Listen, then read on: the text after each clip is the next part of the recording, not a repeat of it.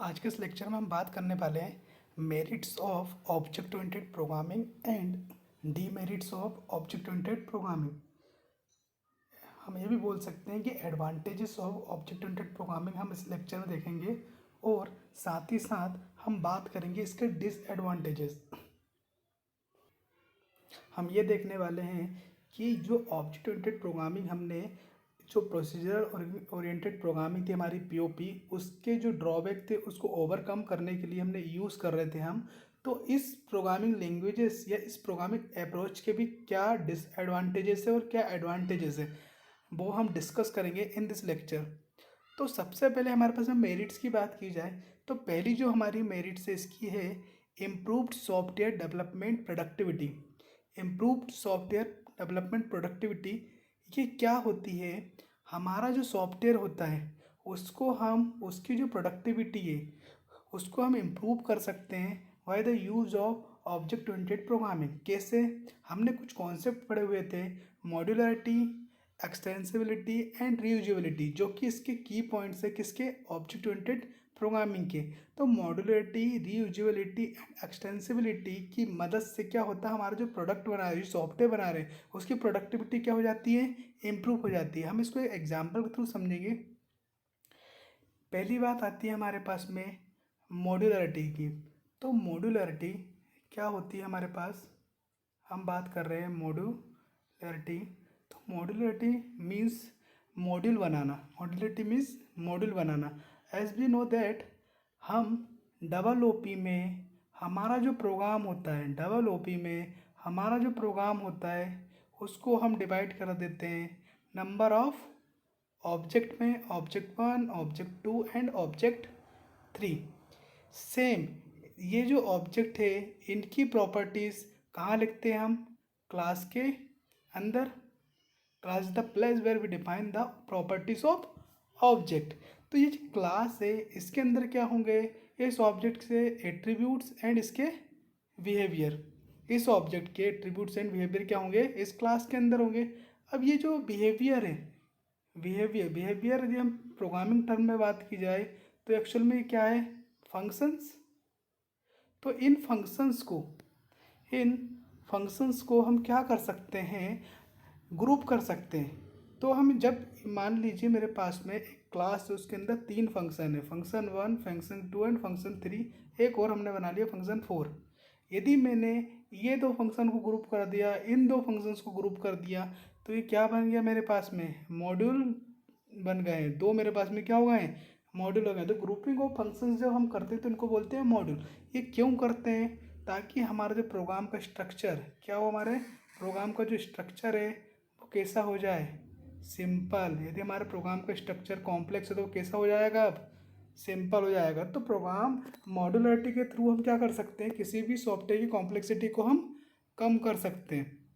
Next है हमारे पास में एक्सटेंसिबिलिटी। एक्सटेंसिबिलिटी मतलब ये होता है कि यदि आपने एक सिस्टम बना कर रखा है, सपोज कीजिए एक सिस्टम बनाया है, उसमें आपके पास में 4 ऑब्जेक्ट है। यदि आप इन फ्यूचर आपको लग रहा है कि मुझे इसमें एक और फंक्शन ऐड करना है, इसमें एक और फीचर ऐड करना है, तो आप क्या कर सकते हो? इसी इसी मेन प्रोग्राम में एक और आप क्लास यूज़ कर सकते हो, एक और ऑब्जेक्ट क्रिएट कर सकते हो। मतलब इसी प्रोग्राम को आप क्या कर रहे हो? एक्सटेंड कर सकते हो। तो हमें एक्सटेंसिबिलिटी भी प्रोवाइड की जाती है किसके थ्रू? ऑब्जेक्ट ओरिएंटेड प्रोग्रामिंग के थ्रू। नेक्स्ट है हमारे पास में reusability. Reusability, as we know that this is the features we can implement by the use of inheritance. By the use of inheritance we can reuse the class. reuse the class, suppose कीजिए मेरे पास में एक oven software है और मेरे पास में एक O2 software है। इस ओवन सॉफ्टवेयर में कुछ क्लासेस थी A, B, C, और यहाँ पे O2 सॉफ्टवेयर है, इसमें E, F, G मैं बनाने वाला हूँ। तो अब मुझे मान लीजिए मेरे पास में ये जो ओवन मैंने ए ऑब्जेक्ट जो मैंने बनाया हुआ था, इस ए ऑब्जेक्ट के जैसे ही मुझे कुछ फीचर्स है इस O2 सॉफ्टवेयर में भी ऐड करना है, तो मुझे फिर से इसमें ए नहीं इम्प्लीमेंट करना है। मैं इस ए को ही यूज़ कर सकता हूँ। कहाँ पे यूज़ कर सकता हूँ? इस O2 में। मैं कहाँ यूज़ कर सकता हूँ? इस O2 में। O2 जो हमारा सॉफ्टवेयर, इसमें हम क्या कर सकते हैं? यूज़ कर सकते हैं। तो ये क्या हुआ? हम रीयूज़ कर पा रहे हैं पुराने बने हुए कोड को। तो ये हमारा था पहला फीचर। अब हम नेक्स्ट आते हैं। नेक्स्ट इसकी जो मेरिट्स है वो है हमारे पास में इम्प्रूव्ड सॉफ्टवेयर मेंटेबिलिटी। मेंटेबिलिटी का मतलब ये होता है कि आप किस सॉफ्टवेयर को किस प्रकार से मैनेज कर पा रहे हो, आप सॉफ्टवेयर को कितना आसानी से मैनेज कर पा रहे हो। तो जो हमने अभी इसका जो पहला वाला फीचर देखा था उससे हमें ये पता चला कि हम इसमें रीयूज़ कर सकते हैं, एक्सटेंसिबिलिटी प्रोवाइड करता है और हमें क्या मॉड्यूलरिटी प्रोवाइड करता है। तो सपोज़ कीजिए आपके पास में आप यूज़ कर रहे हो कौन सी language, procedural oriented programming language use कर रहे हो, आप यूज़ कर रहे हो प्रोसीजरल ओरिएंटेड प्रोग्रामिंग लैंग्वेज। ये पीओपी में यूज़ करने वाला हूँ, ठीक है।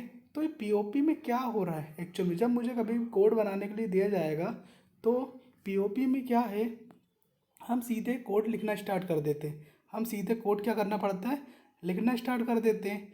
और डबल ओपी में हम क्या करते हैं, ये डबल ओपी हमारा, तो हम डबल ओपी में क्या करते हैं, कोड को पहले हम ऑब्जेक्ट में डिवाइड कर लेते हैं। ऑब्जेक्ट में यहाँ पे क्या एक सिंगल प्रोग्राम होता है, यहाँ पे डबल ओपी में क्या होता है हमारे पास में कोड को ऑब्जेक्ट में डिवाइड कर लेते हैं हम लोग। और फिर उन ऑब्जेक्ट के लिए हम क्या करते हैं, कोडिंग लिखना स्टार्ट करते हैं, उन ऑब्जेक्ट को इम्प्लीमेंट करना स्टार्ट करते हैं। अब मान लीजिए कि मैं पीओपी में प्रोग्राम बना रहा हूँ और पीओपी में प्रोग्राम बनाने के बाद में मेरे पास में थी 1000 लाइन का कोड है, 1000 लाइन का कोड है और 600 वाली लाइन पर कोई एरर आ रही है, 600 वाली लाइन पर कोई एरर आ रही है। तो उस कंडीशन में क्या होगा, उस कंडीशन में ये होगा, तो यहाँ पे देखिए यदि ये 1K लाइन का जो कोड है हमारा और यदि 600 वाली लाइन में कोई एरर आती है तो उस कंडीशन में मुझे क्या करना होगा, इस पूरे के पूरे कोड को मुझे पढ़ना पड़ेगा, इस पूरे कोड को मुझे रीड करना होगा और उसको डीबग करना पड़ेगा। क्या करना पड़ेगा, मुझे डीबग करना पड़ेगा। तो ये मेरे लिए थोड़ा डिफिकल्ट हो जाएगा। पर यदि हम डबल ओपी की बात करें, हम किसकी बात करें, यदि हम डबल ओपी की बात करें तो हमारा प्रोग्राम जो है ऑब्जेक्ट में डिवाइडेड है और ऑब्जेक्ट किस में डिवाइडेड है, मॉड्यूल में डिवाइडेड है। ऑब्जेक्ट किस में डिवाइड है, मॉड्यूल्स में डिवाइडेड है। तो अब यदि पर्टिकुलर मॉड्यूल्स में यदि कोई एरर आती है, मान लीजिए ABC3 मॉड्यूल है मेरे पास में, इस बी वाले मॉड्यूल में कोई एरर आई तो बाकी ये जो ऑब्जेक्ट्स है ये इनका कोई कनेक्शन नहीं है इस वाले मॉड्यूल से। तो मैं सिस्टम के एक पार्ट में क्या कर सकता हूँ, चेंजेस कर सकता हूँ, किसमें, ऑब्जेक्ट ओरिएंटेड प्रोग्रामिंग में। तो इसलिए यहाँ पर क्या होता है कि हमें जो प्रोग्राम होता है उसमें चेंज करना बहुत ही आसान होता है, किसमें, डबल ओपी में। तो ये चीज़ आपको ध्यान देनी है। तो इससे क्या हो रहा है, हमारा सॉफ्टवेयर आसानी से मैनेज हो जा रहा है। थर्ड है हमारा फास्टर डेवलपमेंट। फास्टर डेवलपमेंट क्या है कि हमें जो डबल ओपी है वो हमें फास्टर डेवलपमेंट की फैसिलिटी प्रोवाइड करता है। ये अलाउ करता है कि आप सॉफ्टवेयर को फास्टर क्या है डिजाइन कर पाए। कैसे, यदि हमारे पास में कोई सॉफ्टवेयर है, एक सॉफ्टवेयर बनाया है मैंने और इस सॉफ्टवेयर में मुझे क्या करना, फास्टर डेवलपमेंट करना है। तो हमारे पास में क्या है, यहाँ पर पीओपी के जो अपना डबल ओपी है उसके पास में यूज अमाउंट ऑफ लाइब्रेरीज है, यूज अमाउंट ऑफ लाइब्रेरीज है हमारे पास में। लाइब्रेरीज क्या होती है, लाइब्रेरीज द कलेक्शंस ऑफ, ये यहाँ पर लाइब्रेरी, तो इनके अंदर क्या होंगे, हेडर फाइल। यदि हम C++ की बात कर रहे हैं तो हेडर फाइल, यदि हम जावा की बात कर रहे हैं तो पैकेज बोलते हैं उसी थ्रू, और यदि हम पाइथन की बात कर रहे हैं तो पाइथन में जो बोला जाता है हमें मॉड्यूल बोला जाता है पाइथन में, और इन मॉड्यूल को हमें इंपोर्ट करना होता है। तो यहाँ पे क्या होता है, C++ में बहुत सारी इनके पास में लाइब्रेरीज है और उन लाइब्रेरी का यूज़ कर सकता हूँ अपने कोड में।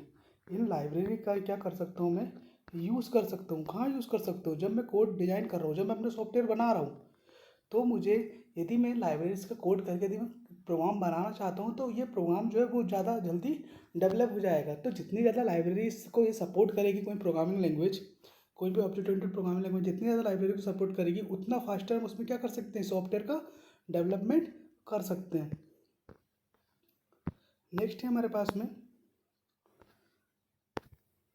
Lower cost of development. Lower cost of development का मतलब ये होता है कि डबल ओपी जो है हमें इसमें जब सॉफ्टवेयर डिजाइन करेंगे उसका कॉस्ट जो है वो कम आएगा। कॉस्ट कैसे कम आएगा, देखते हैं हम। देखिए इसका मतलब ये है कि कोई एज1 नाम का सॉफ्टवेयर है, वो पी नाम के पर्सन ने क्या किया हुआ है, डिज़ाइन किया हुआ है। एज1 नाम का सॉफ्टवेयर है और पी नाम के पर्सन ने डिज़ाइन किया हुआ है। इस एज1 के अंदर बहुत सारे ऑब्जेक्ट मॉड्यूल्स होंगे। अब क्या हुआ, कुछ समय बाद हमें एक H2 नाम का सॉफ्टवेयर डिज़ाइन करना है, और H2 नाम का सॉफ्टवेयर जो है वो इसके सारे फीचर्स तो होंगे ही, पर उसमें कुछ एक्स्ट्रा फीचर भी है। इसके सारे H1 के फीचर्स तो होंगे ही, फिर एक्स्ट्रा भी। तो अब मुझे पी नाम के पर्सन को वापस नहीं बुलाना है कि आप इसके लिए भी कोडिंग लिखो। आप क्या कर सकते हो, इस एग्जिस्टिंग कोड को ही क्या कर सकते हो, अपने जो न्यू सॉफ्टवेयर उसमें यूज़ कर सकते हो। तो यहाँ पे क्या हुआ, हमारी कॉस्ट कटिंग हो रही है, हम कॉस्ट को कम कर पा रहे हैं। तो by the use of double OP या डबल ओपी में रीयूजेबिलिटी यदि यूज़ करता हूँ मैं, तो मैं अपने सॉफ्टवेयर के कॉस्ट को क्या कर सकता हूँ, कट कर सकता हूँ। तो एक ये इंपॉर्टेंट फीचर हुआ। अब जो हमारे पास में नेक्स्ट है इसका जो फीचर, वो है हमारे पास में high quality software. High quality software को ऐसे समझिए आप, एक सॉफ्टवेयर है, एक कंपनी है, उसने एक सॉफ्टवेयर बनाया है। इस सॉफ्टवेयर की कॉस्ट कम है, इस सॉफ्टवेयर की कॉस्ट कम है और डेवलपमेंट भी फास्ट है।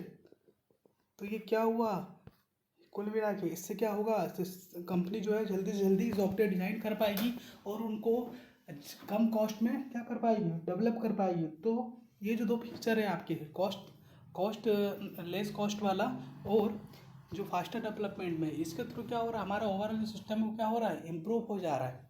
तो इससे हम लोग एक इफेक्टिव सॉफ्टवेयर डिज़ाइन कर सकते हैं। तो ओवरऑल जो हमें क्या मिलेगा, हाईली इफेक्टिव या हाईली क्वालिटी क्या मिलने वाला है, सॉफ्टवेयर मिलने वाला है। तो ये 5 जो है एडवांटेजेस है किसके, ऑब्जेक्ट ओरिएंटेड प्रोग्रामिंग के। अब हम बात करते हैं इसके डीमेरिट्स की। डीमेरिट्स भी होंगे इसके कुछ ना कुछ। अब जो पहला डीमेरिट्स हमारे पास स्टीव लर्निंग कर्व। स्टीव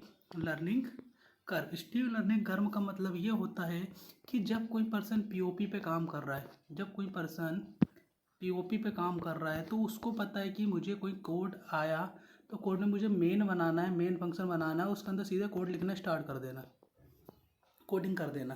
पर जब इसी पर्सन को मैंने बोला कि आपको ऑब्जेक्ट ओरिएंटेड प्रोग्रामिंग के थ्रू प्रोग्राम बनाना है, तो उसको क्या करना होगा, यहाँ पर मेन आपको सीधे नहीं बनाना है, पहले आपको क्या करनी होगी, इसमें से जो मेन फंक्शन होगा हमारा, जो मेन हमारा ऑब्जेक्टिव होगा या मेन जो हमारा प्रोग्राम होगा, उसमें क्या है, ऑब्जेक्ट को फाइंड करना।